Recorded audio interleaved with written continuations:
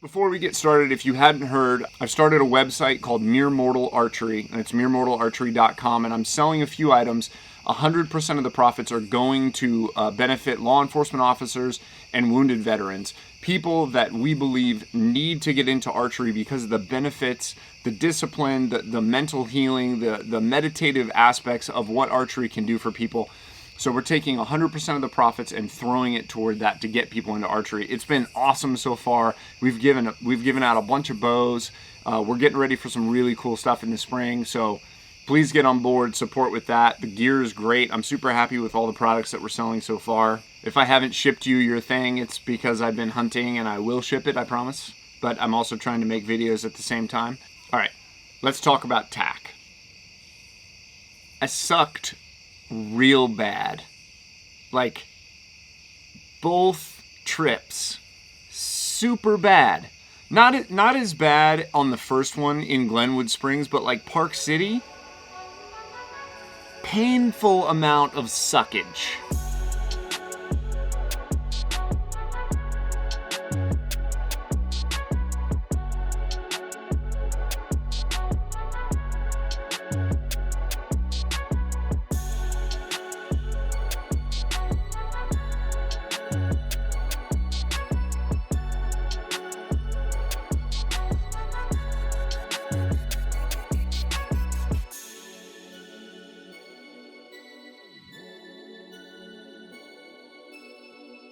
So what I realized as I was prepping for the shoots, I had basically transitioned from the shooting pattern that I had established in my life, like these very kind of conscious things that I have thought about, that I have learned over time, and I just went back to the old school days of just thinking, this has to hit the target.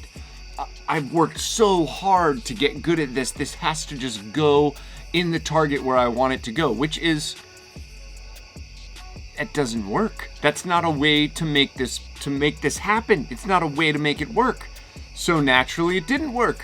It was a shocking amount of suck. I'm gonna say that like 16 more times in the video. So here were my main problems.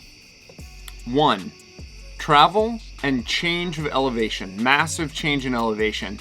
I probably didn't drink enough water, and I tend to be a little shaky as it is. Like, I just kind of exist in a little bit of a world where I, like, when I'm kind of holding still, I've a little bit got the shakes. That tremor is a little exaggerated. Like, it's not like I'm like Parkinson's, but so I have this thing where I kind of have a little bit of natural shake. So change in elevation, big deal. Which, especially if I'm going out to hunt, what does that mean? That probably means on day 2 when I'm there, understanding that my range may be a little bit more limited and that I'm not going to be able to take an 80-yard shot at an elk, because when I draw, I may be drawing and doing what happened in Park City. Number 2, there may have been some alcohol involved the night before the trip, the first night of the trip, the second night of the trip, and the third night of the trip. Sugar on top of elevation change, that's a problem. Not an issue on a hunt. I don't bring alcohol when I go hunting. But the third thing, and I think this is overall the biggest issue, in my prep for tack, I had literally just completely gone back to like my early days of shooting, where it was just put the pin out there and hope that it hits, and not walking myself mentally through the process. I was worried about the gear. I was worried about the arrow setups. I was worried about making sure that my sight tapes were good. I was thinking about all that stuff, and I wasn't focused on the actual process of shooting like I should be. When I came back from tack, I knew that this was a big deal and that I had to break myself of these problems. And basically all it is it's reworking back through some of the steps that I have learned. Going back through Joel Turner's stuff, like if you feel like you want to take your shot to the next level as far as control goes, go download Joel's app. I may not link it in the description. I'll probably just kind of roll it across the screen here, but I don't know Joel. But there's enough people that I like how they shoot that have done stuff with him that I went and paid for the app, and it's very helpful. Like working through a lot of the shot stuff is super helpful. So I would recommend going and doing that, number 1. Number 2, I just went back to some of the basics that I knew generally kind of broke me out of actual target panic. I stood 5 feet from my target, drew the bow, got on sight, closed my eyes, and then slowly pulled the shot as slow as I could, purposefully trying to make the execution as slow as I can. And I did that for like a week when I got back. I stopped looking at the pins. I stopped trying to shoot dots. I stopped worrying about where the arrow was going and brought myself back into the process. And closing your eyes turns off some of the senses that tend to trigger these problems. So that was why I wanted to do that on purpose, was to work back through and get my body and my mind more comfortable with the idea that the shot is going to go off and it just happens. And it's beautiful, and I don't have to worry about where the arrow goes. It's just about that one part of it, which is get the arrow out of your mind. Get the destination of the arrow out of your mind. Get the process back under control in your mind. The second thing that I did when I started shooting again, I took my scope off. I took it off. Because that's one of the reasons that I like a dovetail, is I can do this kind of thing. Took it off, put it aside, backed up to about 10 yards, and then just slowly did the exact same thing, but with my eyes open. So I'm engaging the peep, and then I'm slowly pulling through, and that same exaggerated, very, very slow pull. I still need to continue to keep trying to do this more, but it felt so good. Once I finally got warmed up in that second week, I did this for about probably 1 or 2 sessions. And then I backed up to 20 yards and I put a paper plate up there. And I just let that pin float around that paper plate. Just let it float. I wasn't worried about where the arrows were going exactly. And then I would shoot one and I would walk up and I would pull that arrow. Then I'd walk back to 20 and I'd pick up the bow, and it was the same thing, this slow, intentional pull through the shot. Because I didn't want to, first of all, I didn't want to stack arrows and start messing my stuff up at 20.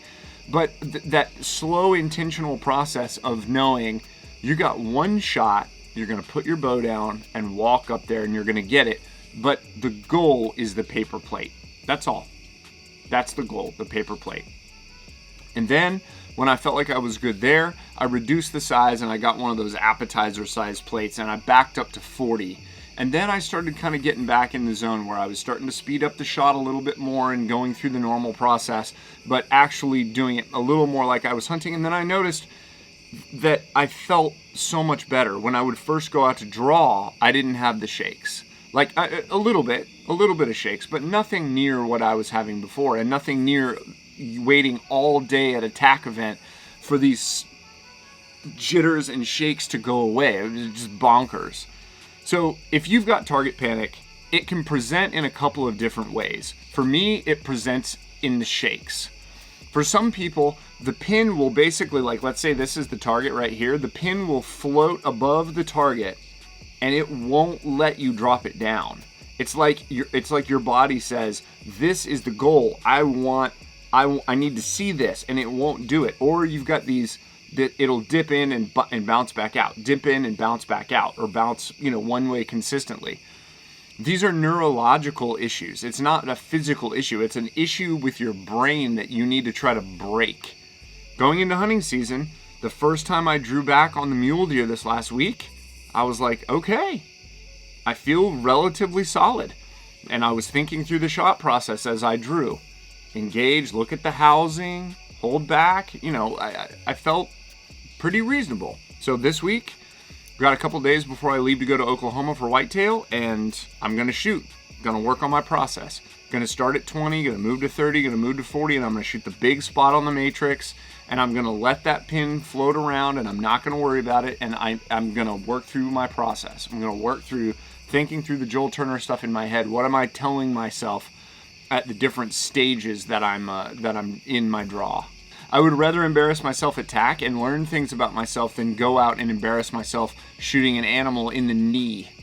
Because that's probably the equivalent of what I was doing. Some of the shots were just so brutally bad. That's it. That's all I've got.